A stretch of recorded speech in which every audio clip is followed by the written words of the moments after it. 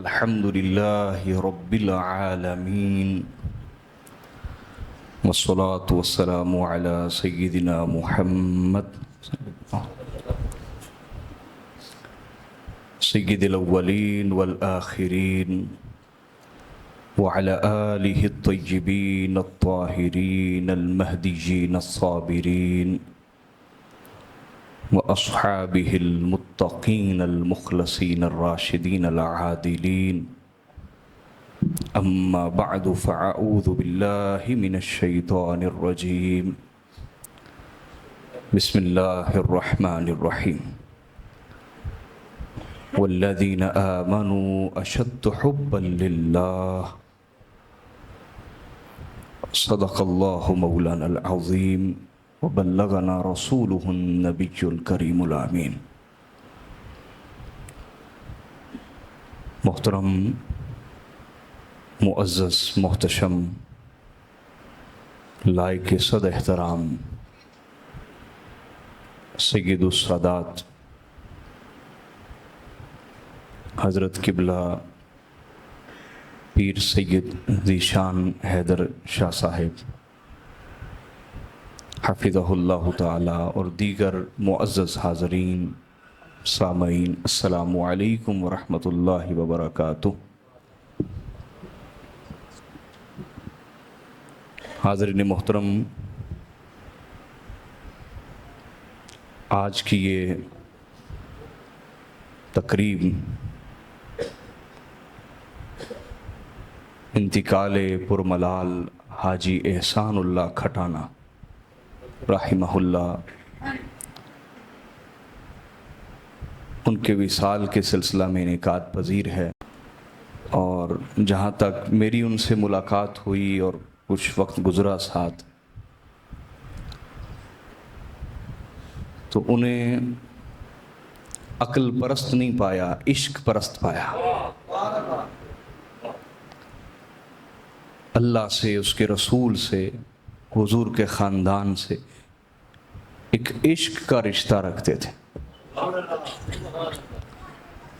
اور عشق سب سے بڑی متاع اور دولت ہے۔ سب سے بڑی متاع اور دولت ایک مومن کی عشق ہے۔ کیا ہے؟ عشق محض کوئی لفظ نہیں ہے جس کو سن کے آپ گزار دیں،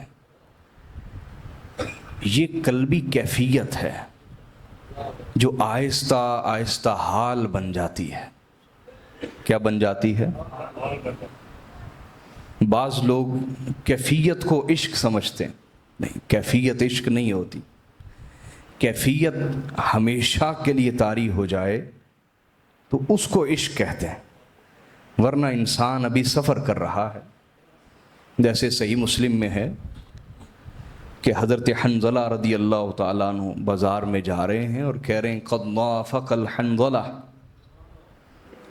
لوگو حنظلہ منافق ہو گیا۔ حنظلہ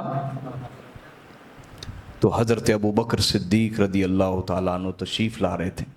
آپ نے فرمایا چپ کر، کیا کہہ رہے ہو؟ کہا میں منافق ہو گیا ہوں، یہ کہہ رہا ہوں۔ کہا وہ کیسے؟ کہا دیکھو، جب ہم رسول اللہ کی بارگاہ میں موجود ہوتے ہیں تو کیفیت ہی کچھ اور ہوتی ہے۔ کیفیت ہی، آقا علیہ الصلوۃ والسلام اگر جنت کا ذکر کریں تو یوں لگتا ہے کہ جنت ہمارے سامنے ہے اور ہم شوق سے کھچے چلے جا رہے ہیں جنت کی طرف۔ اور اگر آقا دوزخ کا ذکر کریں تو ایسا خوف اللہ کا دل پہ طاری ہوتا ہے کہ شاید دوزخ ہمارے لیے ہی بنائی گئی ہے، اور دل یوں تڑپ تڑپ کے اللہ سے پناہ مانگتا ہے کہ پروردگار ہمیں اپنے عذاب سے دور رکھنا۔ اب جب آقا علیہ الصلوۃ والسلام کی بارگاہ سے اٹھ کے گھر آتے ہیں، بیوی کے ساتھ، بچوں کے ساتھ باتوں میں مصروف ہو جاتے ہیں، تو وہ کیفیت نہیں رہتی جو آقا علیہ الصلوۃ والسلام کی بارگاہ میں ہماری ہوتی ہے۔ وہاں جو کیفیت ہوتی ہے وہ گھر میں آ کے، بولیے نا، نہیں ہوتی۔ تو کیا یہ منافقت نہیں کہ وہاں کچھ اور کیفیت اور گھر آ کے کچھ اور کیفیت؟ یہ کیا چیز ہے؟ پہلے میں سمجھاؤں پھر آگے بات چلاتا ہوں۔ حضرت حسن بصری رضی اللہ تعالیٰ عنہ، حضرت حسن بصری مولا علی کے بھی شاگرد ہیں اور امام حسن مجتبیٰ کے بھی شاگرد ہیں۔ حضرت حسن بصری نے فرمایا کہ میں نے 70 مومنین کو دیکھا، سچے مومنین کو، اصحاب رسول کو دیکھا، سچے مومنین کو، جو اپنے بارے میں منافقت کے متعلق ڈرتے تھے کہ کہیں ہم منافق ہی نہ ہوں۔ میں نے 70 سچے مومنین دیکھے، وہ اپنے بارے میں ڈرتے تھے نفاق کے متعلق، منافقت کے متعلق، اور میں نے ہزاروں منافق دیکھے ہیں جو اپنے بارے میں ایمان کا دعویٰ کرتے ہیں۔ یہ بات سمجھ آئی کہ نہیں؟ کہ جو سچا مومن ہے اسے خوف رہتا ہے کہ کہیں میرا ایمان ضائع نہ ہو جائے، ایمان ضائع، اور جو ہے ہی منافق وہ صرف دعوے کرتا ہے کہ میں عاشق رسول اور میں یہ ہوں اور میں فلاں ہوں، وہ دعوے کرتا۔ حضرت صدیق نے کہا اگر یہ منافقت ہے تو حضور سے پوچھتے ہیں، چلو آقا علیہ الصلوۃ والسلام کی بارگاہ میں چلتے ہیں۔ حضور علیہ الصلوۃ والسلام سے پوچھا یا رسول اللہ، یہ جو کیفیت ہمارے دل پہ آتی ہے کہ آپ کی بارگاہ میں اور گھر جا کے، اور کیا یہ منافقت ہے؟ حضور نے فرمایا نہیں، یہی ایمان ہے، یہی ایمان ہے۔ کہ ایمان نہ ہو تو اچھی صحبت میں بڑے کیسے اور دنیا داری میں جا کے کم کیسے ہو؟ ایمان ہے تو اندر کوئی کیفیت ہوتی ہے نا، جو نیک صحبت میں بیٹھ کے بڑھ جاتی ہے اور دنیا داری میں پڑھ کے کم ہو جاتی ہے، مطلب اندر ایمان ہے۔ یہ تو ایمان کی علامت ہے۔ کس کی علامت ہے بولیے؟ منافقت کی علامت نہیں بلکہ ایمان کی علامت ہے۔ لیکن توجہ ہے آپ کی؟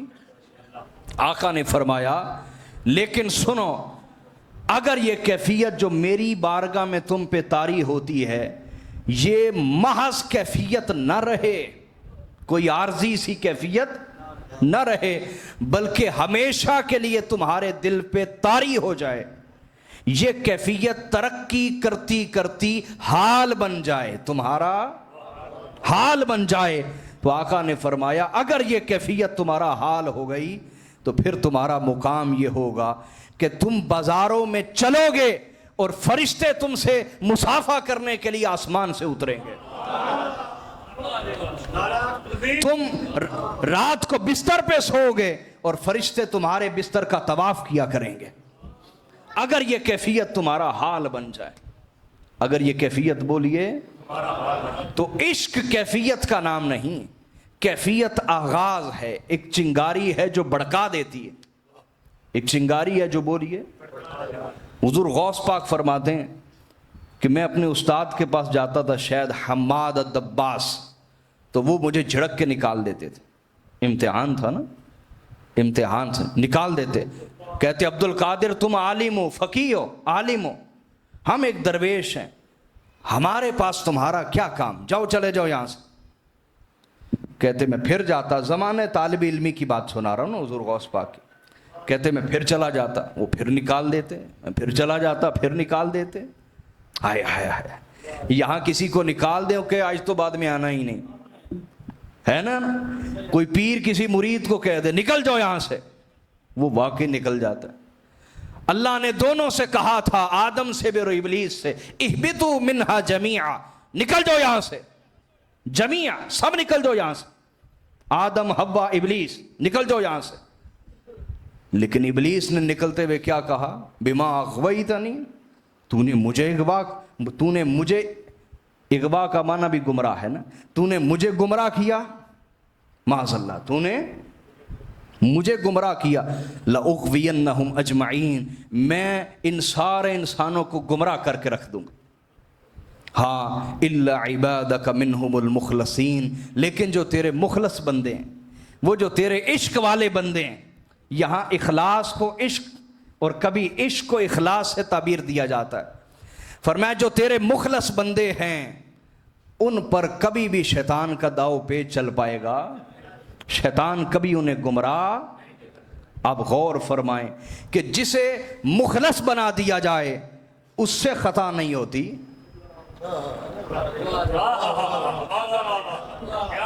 کچھ پہنچ گئے، پہنچنے والے پہنچ گئے۔ قرآن کہہ رہے، قرآن کہہ رہا اور بار بار کہہ رہے، جسے خدا اخلاص کا قطرہ عطا فرما دے اور بندہ مخلص بنا دے، شیطان کا وار اس پہ نہیں چلتا، اس سے خطا ہو پاتی، اور جس کے صدقے ہر مخلص کو اخلاص ملتا ہے، اس سیدہ کائنات سے خطا کیسے ہو سکتی ہے؟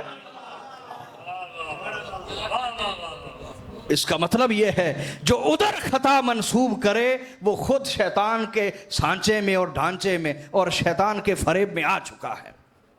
شیطان کے فریب میں، بولیے سمجھ میں آئی ہے بات کہ نہیں آئی؟ کیوں بھائی عشق والے بیٹھے ہو یا عقل والے بیٹھے ہو؟ بولو تو صحیح، توجہ ہے آپ کی یا نہیں؟ تو میں دور نہیں نکلتا، موضوع کے اوپر رہتا ہوں، پیچھے آ جائیں پیچھے آ جائیں۔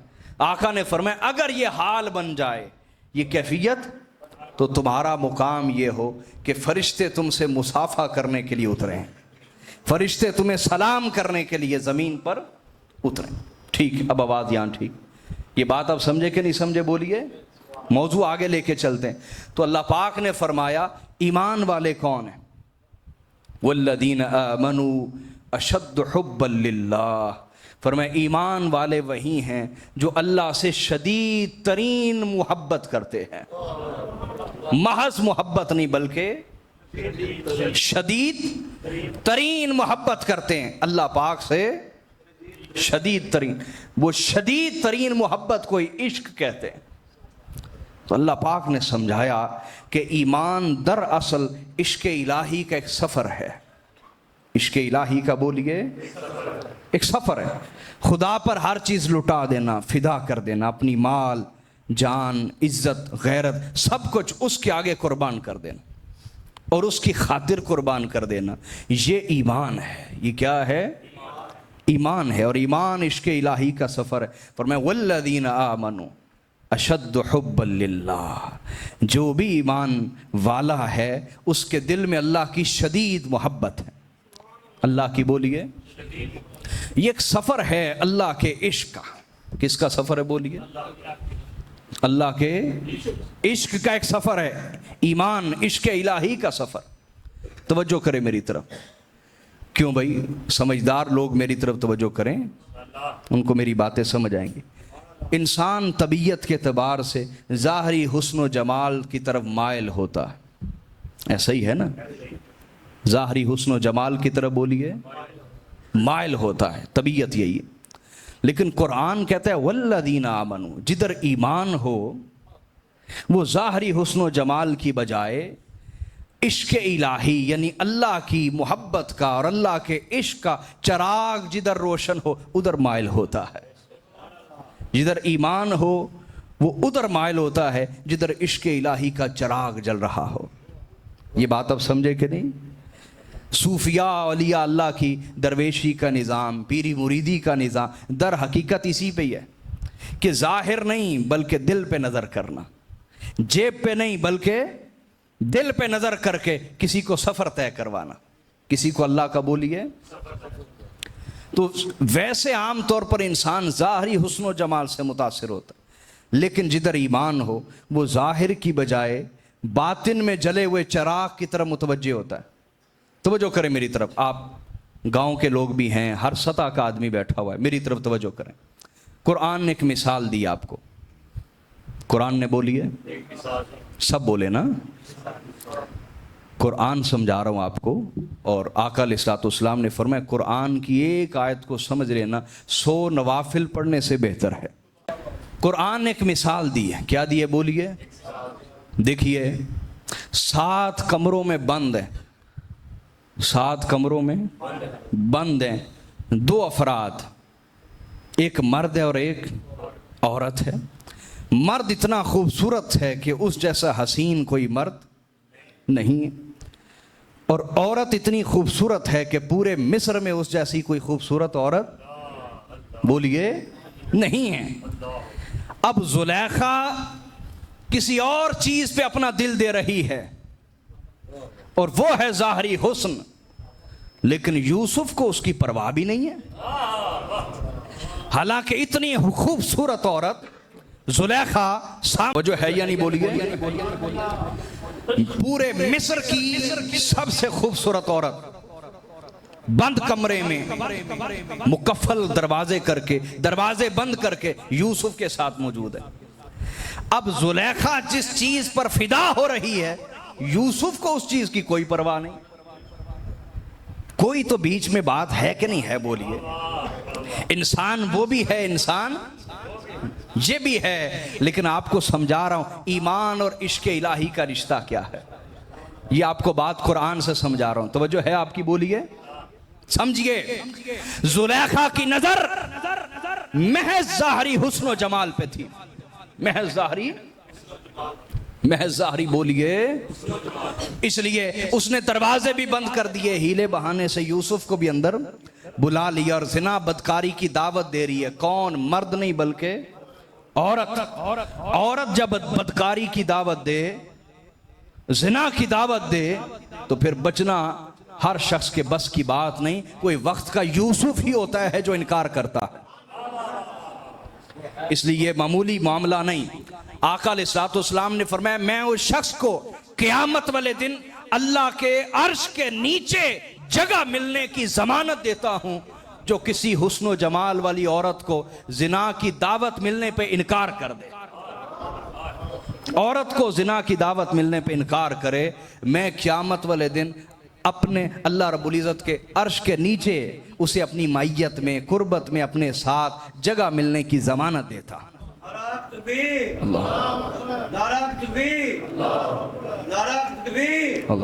جی توجہ ہے آپ کی یا نہیں؟ بولیے. تو زلیخا کسی اور چیز پر فدا تھی، اور چونکہ زلیخا کے اندر وہ چیز ہی نہیں تھی جس پہ یوسف فدا تھا. نہیں بات سمجھے؟ زلیخا کے اندر تو وہ چیز ہی نہیں تھی جس پہ یوسف فدا تھے علیہ السلام، لہٰذا انہوں نے آنکھ اٹھا کے بھی نہیں دیکھا. آنکھ اٹھا کے بھی نہیں دیکھا. اب اس کو ایک اور مثال سے سمجھ لیں. ایمان اور عشق کا رشتہ کیا؟ قرآن سے سمجھیں.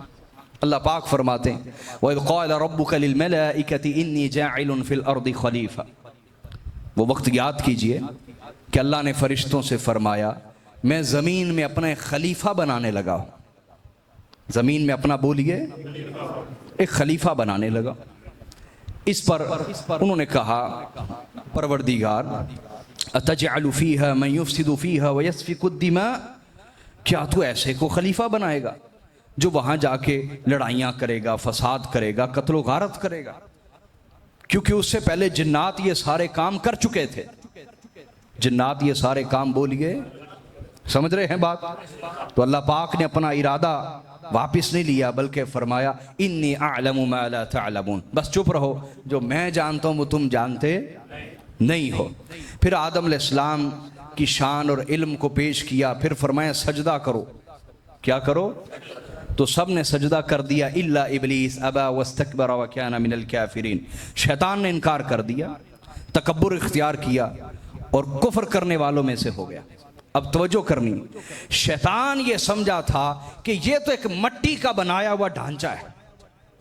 مٹی کا بنایا ہوا، یہ تو مٹی سے بنا ہے، میں اسے سجدہ کیوں کروں؟ کہ مٹی ادنا ہے، آگ افضل ہے. کہ آگ اوپر کو اٹھتی ہے اور مٹی نیچے کو جاتی ہے. اس میں عاجزی ہے مٹی میں، اور آگ میں تکبر ہے، علو ہے، بلندی ہے. سمجھ رہے ہیں بات یا نہیں؟ بولیے.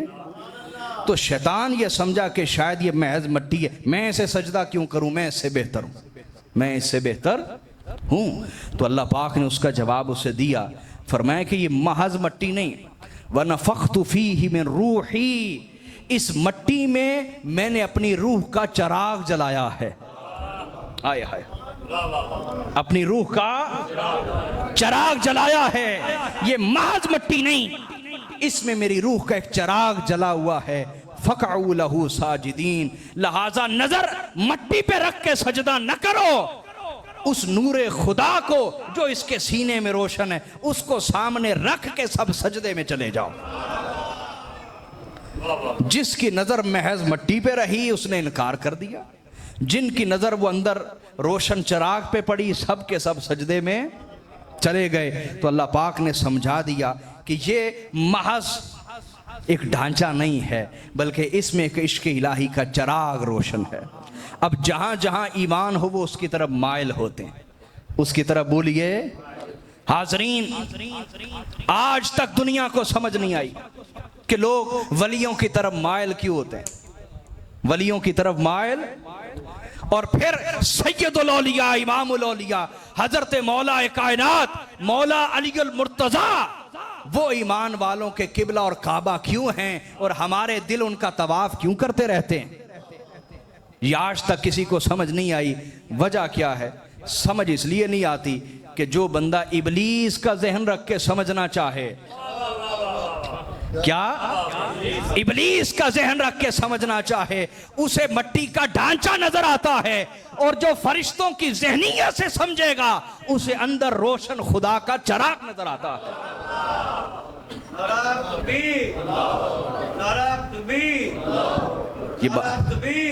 یہ بات آپ کو سمجھ آئی کہ نہیں آئی؟ بولیے۔ موضوع کا آگے چلاتے ہیں۔ اب یہ سفر عشق ہے، سفر کوئی پہنچ گیا منزل پہ اور کوئی محض خواب دیکھتا رہا۔ جو پہنچ گئے ان میں سے کسی ایک کا حال سنانے لگا ہوں آپ کو۔ حدیث حسن ہے، حسن درجے کی حدیث ہے، توجہ فرمائیے گا۔ آقا علیہ الصلوۃ والسلام کے ایک انصاری صحابی تھے، ان کا نام تھا حارث۔ کیا نام تھا؟ حارث۔ ایک دن صبح صبح حضور کی بارگاہ میں آئے، ملے تو آقا علیہ الصلوۃ والسلام نے پوچھا کیف اصبحت یا حارث، اے حارث تو نے کس حال میں صبح کی ہے، تو نے کس حال میں صبح کی ہے؟ دیکھو جو میری باتیں ہیں نا، ہو سکتا ہے کوئی کہے یہ بڑے اونچے لیول کی باتیں، نہ ایسا مت کیجئے۔ یہ باتیں اگر آپ کو میں سناؤں گا نہیں تو آپ میں شوق کیسے پیدا ہوگا؟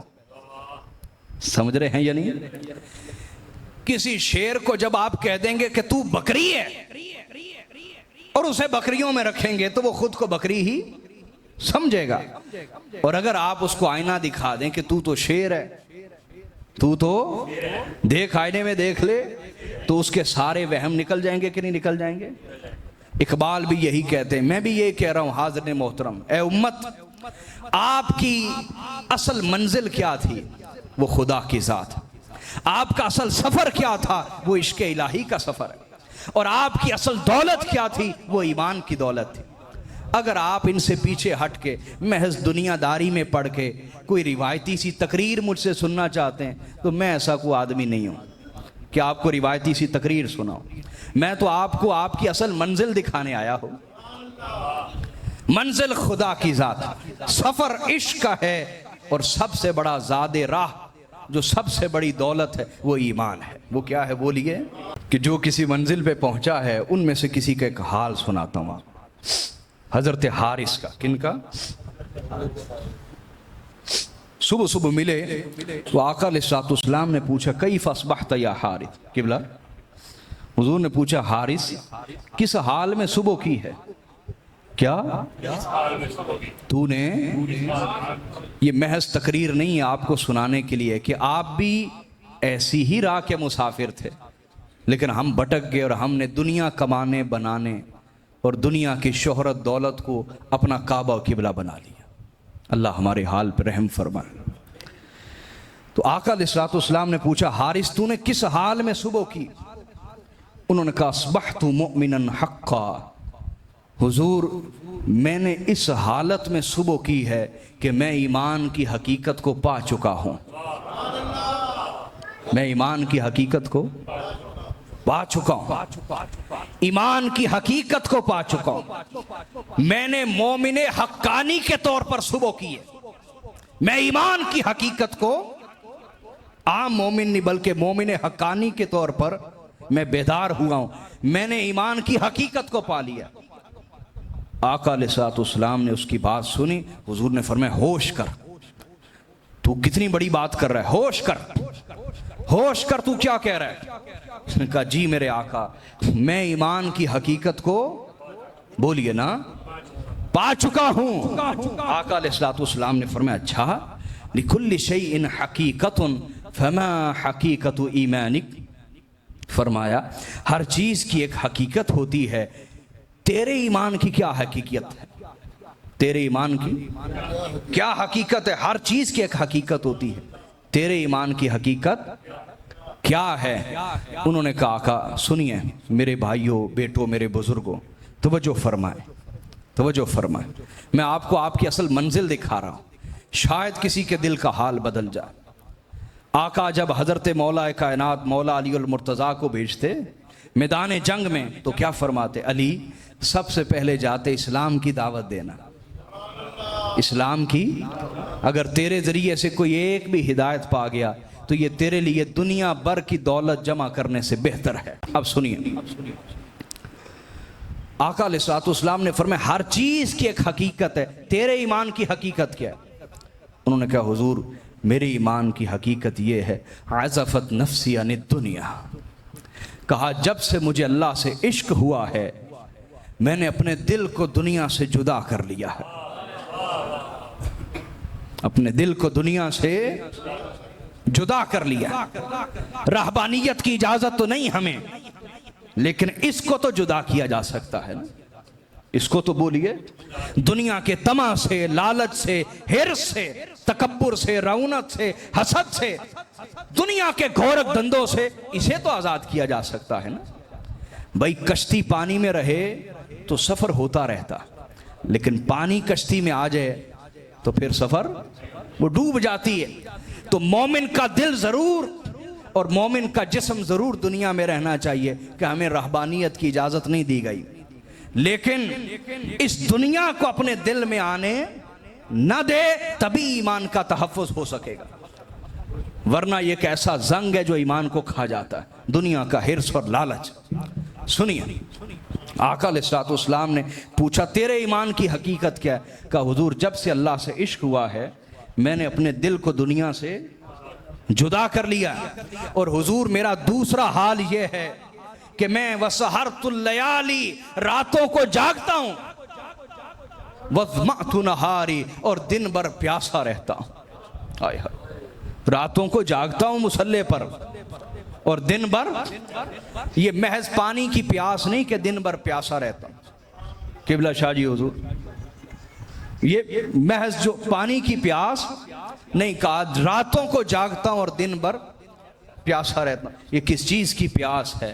ہاں یہ بھی رات کی پیاس ہے، پانی کی پیاس نہیں، بلکہ کہ رات کے اس پہر میں جب اندھیری رات چھا جاتی ہے، ہر دنیا کا محبوب اپنے محبوب کے پہلو میں چلا جاتا ہے اور دنیا نیند کی آغوش میں جا چکی ہوتی ہے، اس وقت جب خاموشی اور سناٹا چھا جاتا ہے، اس وقت میں اپنے پروردگار کے قرب میں، اس کے حضور میں تنہا ہوتا ہوں۔ اس وقت وہ جو تجلیات میرے دل پہ نازل کرتا ہے، جو نوازشات میرے دل پہ نازل کرتا ہے، ان تجلیات کو دوبارہ لینے کے لیے دن بھر پیاسا رہتا ہوں، ان قربتوں کا مزہ لینے کے لیے دن بھر پیاسا رہتا ہوں، کہ دن جلدی سے گزر جائے، رات آ جائے، پھر سے محبوب کی قربتوں میں چلا جاؤں، پھر سے اس کے انوار و تجلیات کا مزہ لے لوں، اس لذت دیدار کے لیے، لذت تجلیات کے لیے، لذت قربت کے لیے دن بھر پیاسا رہتا اور رات بھر جاگتا ہوں اس کی قربت کا مزہ لینے کے لیے۔ اور پھر کہا یا رسول اللہ، یہ میں الف لیلہ کہانی نہیں سنا رہا، حدیث حسن سنا رہا ہوں آپ کو۔ ایک عاشق اپنے آقا کو اپنا حال سنا رہا ہے، کہا یا رسول اللہ اب میرا حال یہ ہے کہ جب میں توجہ کرتا ہوں جنت کی طرف تو جنت مجھے صاف دکھائی دیتی، مجھے جنتی ایک دوسرے کے ساتھ ملتے ہوئے مصافحہ کرتے، ایک دوسرے کو مبارکباد دیتے ہوئے نظر آتے ہیں، اور جب میں دوزخ کی طرف توجہ کرتا ہوں تو مجھے وہاں مجرم چلاتے ہوئے اپنی آنکھوں سے نظر آتے ہیں، اور اگر میں آسمان کی طرف دیکھوں کأنی انظر الی عرش ربی بارزا، میں جب آسمان کی طرف دیکھتا ہوں تو پردے اور حجابات ہٹ جاتے ہیں اور اللہ کا عرش مجھے اپنی آنکھوں سے نظر آتا ہے۔ اور حضور میرا حال یہ ہو گیا ہے، میرا حال یہ ہو گیا ہے کہ میرے سامنے سونا اور مٹی رکھے جائیں تو دونوں میرے لیے برابر ہیں۔ یہ سمجھے بات کو، یہ معمولی چیز نہیں۔ جس طرح مٹی کو دیکھ کے کوئی اس کی طرف مائل نہیں ہوتا، میرے سامنے سونا بھی پڑا ہو تو میں اس کی طرف مائل نہیں ہوتا، میرا حال یہ ہے کہ مٹی اور سونا میرے لیے برابر ہو گئے۔ اب یہ عاشق نے اپنا حال سنا دیا، اب آقا علیہ الصلوۃ والسلام نے کیا فرمایا؟ توجہ ہے جی آخر والوں کی؟ حضور نے کیا فرمایا؟ یہ حال تو سن لیا۔ آقا نے فرمایا عرفت فلزم، عرفت فلزم، عرفت فلزم، 3 بار فرمایا۔ کتنی دفعہ؟ بولیے نا کتنی دفعہ؟ آقا نے فرمایا عرفت، اے حارث تو عارف ہو گیا ہے۔ کیا فرمایا؟ اے حارث تو عارف ہو گیا۔ پھر فرمایا اے حارث تو عارف ہو گیا ہے، خدا کی محبت اور اس کی معرفت کو پا چکا ہے، تو عارف ہو گیا ہے۔ 3 دفعہ یہ فرمایا تو عارف ہو گیا ہے، اور 3 بار ہی فرمایا فلزم فلزم فلزم۔ اب اس حال کی حفاظت کرنا، کیا فرمایا؟ اس حال کی، یہ حال پا تو لیا ہے لیکن اس حال کی حفاظت بھی کرنا، اس حال کی۔ 3 بار پھر فرمایا اس حال کی۔ تو حاضرین محترم، میں نے قرآن سے سمجھایا کہ یہ ایمان در حقیقت عشق الہی کا ایک سفر ہے۔ عشق الہی کا، دیکھیے سفر میں کسی کی رفتار ہوائی جہاز جیسی ہے، کسی کی رفتار بولیے، کسی کی رفتار ہیلی کاپٹر جیسی، کسی کی رفتار ٹرین جیسی، کسی کی رفتار گاڑی جیسی، کسی کی رفتار موٹر سائیکل جیسی ہے، کسی کی رفتار اللہ کی راہ میں اس کی طرف جو سفر ہے، کسی کی رفتار سائیکل جیسی، کسی کی رفتار یہ کہ پیدل چل رہا ہے، کیا؟ لیکن جو پیدل بھی چل رہا ہے اس کا سفر تو طے ہو رہا ہے یا نہیں ہو رہا؟ بولیں تو صحیح نا۔ یہ ملائیت کی نفی ہے، یہ ملائیت کی، یہ اصل درویشی ہے، یہ اصل درویشی۔ مولوی ڈنڈا ہاتھ میں پکڑ کے کہتا ہے کہ شامت آ گئی سب کی، کوئی نہیں جنت میں جانے والا، سب دوزخ میں جائیں گے۔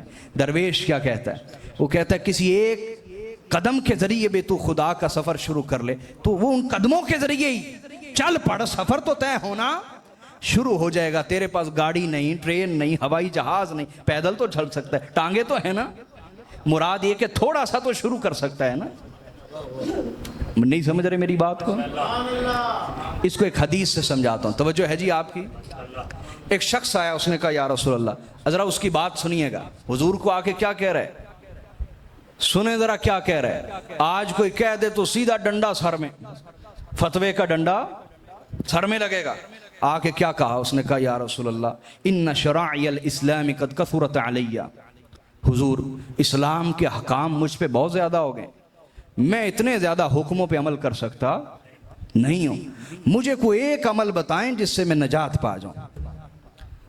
اب یہ بات آج کی جائے تو فتوے کا ڈنڈا آئے گا سر میں کہ نہیں، کہ باقی کنے کرنے نے، ہے نا۔ میرے آقا کا مزاج دیکھیے گا، یہ مزاج صوفیاء کے پاس ہے، اولیاء اللہ کے پاس ہے۔ ہم فتنے کے دور میں لوگ صوفیاء کے خلاف بولنا، درویشوں کے خلاف بولنا عبادت سمجھتے ہیں، لیکن ان صوفیاء اولیاء اللہ نے اصل میں روح محمدی کو، اخلاق محمدی کو زندہ رکھا ہوا ہے۔ اس نے کہا یا رسول اللہ، یا 2 منٹ انتظار کر لیں، میری گفتگو مکمل ہو جائے، ہے جی توجہ۔ اس نے کہا میں اتنے زیادہ حکموں پہ عمل نہیں کر سکتا، کوئی ایک بتا دیں۔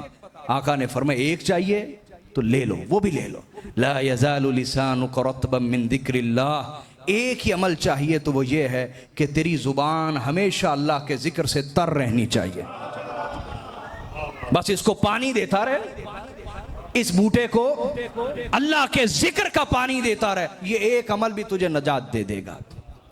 تو حاضرین سفر شروع کیجئے، کیا؟ اور سفر 2 طریقے سے شروع ہوتا ہے۔ شروع ہوتا ہے ایمان لانے سے، شروع کہاں سے ہوتا ہے بولیے؟ ایمان لانے سے۔ ایمان لا کے شروع تو ہو گیا، لیکن ہم میں سے کئی لوگ بھٹک جاتے ہیں، راستے سے بھٹک جاتے ہیں۔ دوبارہ سے راستے پر آنا، اس کو کہتے ہیں توبہ۔ کیا کہتے ہیں بولیے؟ دوبارہ سے راستے پہ آ جانے کو کیا کہتے ہیں؟ توبہ کا معنی اللہ سے معافی نہیں ہے، توبہ کا معنی اللہ سے معافی، وہ اس کا تقاضا ہے۔ وہ توبہ کا کیا ہے کہ اللہ سے معافی مانگ لی جائے۔ توبہ کا اصل معنی کیا ہے؟ رجع، توبہ ای رجع، तौबा का असल माना है लौट आना। क्या कि ईमान लाए ये रास्ता है इश्क इलाही का, मंजिल खुदा की ज़ात। शैतान ने दाएं बाएं कर दिया, अब बंदा दामन छुड़ा के शैतान से, नफ्स से, दुनिया की हिर्स से दामन छुड़ा के दोबारा से इस ट्रैक पे आ जाए। ये जो दोबारा से इस ट्रैक पे आना है, इस अमल का नाम तौबा है। इस अमल का नाम क्या है? यानी जब कोई शख्स तौबा करता है उसको ताइब कहते हैं। ताइब कहते हैं लौटने वाले को। ताइब किसको कहते हैं बोलिए? लौटने वाले को। To return. तौबा का माना है लौट आना, रिटर्न होना, लौटना। और लौटना कब होता है? जब कोई बंदा अपने घर से चला जाए और फिर वापस आए तो कहा जाता है कि ये अपने घर लौट आया। ये अपने घर बोलिए। तो अल्लाह पाक फरमाता है बंदे तौबा कर ले, मुराद ये कि तू पहले भी मेरा था। ए बंदे तू पहले भी आजा, शैतान ने भटका दिया, कोई बात नहीं, दोबारा से मेरी तरफ लौट आ, दोबारा से मेरी तरफ लौटा। है अल्लाह के इश्क का जो तय करता है उसे मुरीद कहते हैं। तवज्जो करें यार मेरी तरफ। जो तय करता है उसे क्या कहते हैं? और जो तय करवाए उसे मुर्शिद कहते हैं। उसे क्या कहते हैं? मुर्शिद। और अल्लाह के इश्क में सबसे बड़े हमारे मुर्शिद कौन है? सबसे बड़े हमारे मुर्शिद रसूलुल्लाह सल्लल्लाहु अलैहि वसल्लम। और रसूलुल्लाह इस दुनिया से जाते हुए हमारे लिए हिदायत का इंतजाम करके गए। हमारे लिए हिदायत का। अगर पहले उम्मतों को हर दौर में नबी चाहिए होता था तो आज भी हर दौर में किसी इमाम की जरूरत है। तो हुजूर हिदायत का इंतजाम करके गए और आका अलैहिस्सलाम गदीर खुम के मुकाम पर फरमा गए। इस हदीस को 156 रावियों ने बयान किया। मैं PhD स्कॉलर हूं और मेरी उम्र ही तहकीक में गुजरी। 10 साल से किताबें पढ़ना शुरू की, समझे या नहीं? और मेरी उम्र देख के ये ना समझे, बल्कि मेरे सामने अल्लाह ताला दावे से बचाए, दावा इंसान को हलाक करता है, दावा इंसान को बोलिए। बस ये समझे कि किताबों में ही जिंदगी गुजरी। क्या? दिन रात किताबों में गुजरी। लिहाजा बात को अगर आप यकीन की सतह पे सुन लेंगे तो आपका भला हो जाएगा, नहीं सुनेंगे तो हम अपना हक अदा करके जा रहे हैं। हदीस सही, न सिर्फ हदीस सही बल्कि मुहद्दिसीन ने कहा हदीस मुतवातिर है। और हदीस मुतवातिर कुरान की तरह होती है। किसकी तरह बोलिए? आका अलैहिस्सलाम ने फरमाया इन्नी तारिकुन फीकुम थकलैन, मेरी उम्मत मैं तो जा रहा हूं लेकिन तुम्हारे लिए हिदायत का इंतजाम करके जा रहा हूं। तुम्हारे लिए हिदायत का बोलिए। तुम्हें एक मुर्शिद चाहिए होगा ना, हिदायत का इंतजाम करके जा रहा हूं। और वो इंतजाम ये फरमाया मैं तुम में 2 अजीम चीजें छोड़ के जा रहा हूं।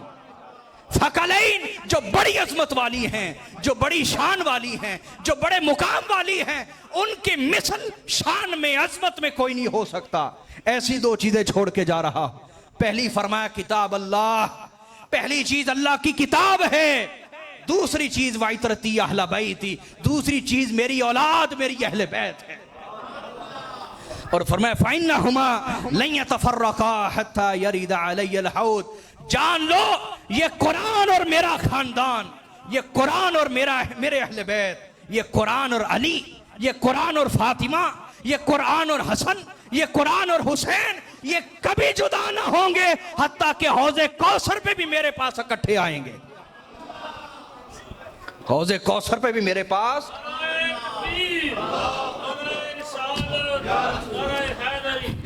हौज़े कौसर पे भी मेरे पास बोलिए इकट्ठे आएंगे। और फरमाया व इन तमस्सकतुम बिहिमा लन तदिल्लू, अगर तुमने कुरान और अहले बैत दोनों को थामे रखा तुम कभी कभी कभी गुमराह ना होगे।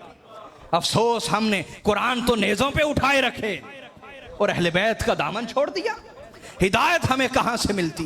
कुरान को सीनों से लगा लिया और अहले बैत के खिलाफ तलवारें निकाल ली। हिदायत हमें कहां से मिलती? ए उम्मत, मुल्लायत के पीछे ना चलो, अपने रसूल के पीछे चलो। तुम्हारे लिए हिदायत के सबसे बड़े मुर्शिद कुरान और अहले बैत हैं। आ जाओ अहले बैत की तरफ, आ जाओ कुरान की तरफ आ जाओ। आका ने फरमाया ये कभी जुदा ना होंगे हत्ता कि हौज़े कौसर पे मेरे पास इकट्ठे आएंगे। और आगे फरमा दिया अगर तुमने इन दोनों को थामे रखा तुम कभी गुमराह, اور آگے میرے آقا نے فرمایا فلا تقدموہما فتہلکو، لہذا قرآن اور اہل بیت سے کبھی بھی آگے نہ بڑھنا، آگے بڑھو گے تو تم ہلاک اور برباد ہو جاؤ گے۔ وَلَا تَقْصُرُوا عَنْهُمَا فَتَهْلِكُوا، اور نہ ہی قرآن اور اہل بیت کا دامن چھوڑ کے پیچھے ہٹنا، پیچھے بھی ہٹو گے تب بھی برباد ہو جاؤ گے، ان سے جڑے رہنا۔ اس کے بعد میرے آقا نے مولا علی کو اپنے ممبر پہ بلایا، کیا بولیے؟ اور یاد رکھو آپ کی کربلا آپ کا دور ہے، یہ سید آپ کے سامنے گفتگو کر رہا ہے نا، یہ آپ کا امتحان ہم ہے، آپ کا واہ ہم سے پڑا ہوا ہے، ہم سے واسطہ ہے آپ کا۔ توجہ کریں، آقا نے مولا علی کو بلایا ممبر پہ اور بلا کے فرمایا پھر سنو، من کنت مولاہ فہذا علی مولا، جس جس کا میں مولا ہوں اس کا یہ علی مولا ہے۔ حاضرین، یہ باتیں کسی فرقے کی نہیں ہیں، یہ باتیں کسی فرقے کی، یہ کسی گروہ فرقے کی باتیں نہیں، یہ آپ کے اور میرے نبی کی باتیں ہیں۔ آئیے ان سے جڑ جائیں اور ان سے سیکھیں کہ اللہ کے عشق کا سفر کیسے طے کرنا، ان کے رستے کو سیکھیں، ان کے طریقے کو سیکھیں اور اپنی زندگی میں شروعات کر لیں توبہ سے، کچھ سجدوں سے۔ رات کی تنہائی کے 2 نفل، رات کی تنہائی کے، میں زیادہ نہیں کہہ رہا کتنے، لیکن اس وقت بیوی پاس نہ ہو، بچے پاس، رات کی تنہائی ہو، کمرہ ہو، سونے سے پہلے، یہ نہیں کہہ رہا سو کے اٹھ جائیں، وہ مشکل ہے، سونے سے پہلے، سونے سے پہلے رات کی تنہائی میں 2 نفل ادا کریں، اپنے رب سے گناہوں پہ معافی مانگ کے، اور کہیں یا اللہ ہمیں قرآن اور اہل بیت کے رستے پہ چلنے والا بنا دے۔ بس یہ دعا کر کے، کچھ آنسو بہا کے، کچھ رو کے سو جایا کرنا ہے، یہ 2 نفل آپ کی زندگی بدل کے رکھ دیں گے۔ شروعات کر لیں، ہوائی جہاز جیسا سفر نہیں تو پیدل شروع کر لیں۔ اللہ پاک میری گفتگو قبول فرمائے۔ وما علینا الا البلاغ المبین۔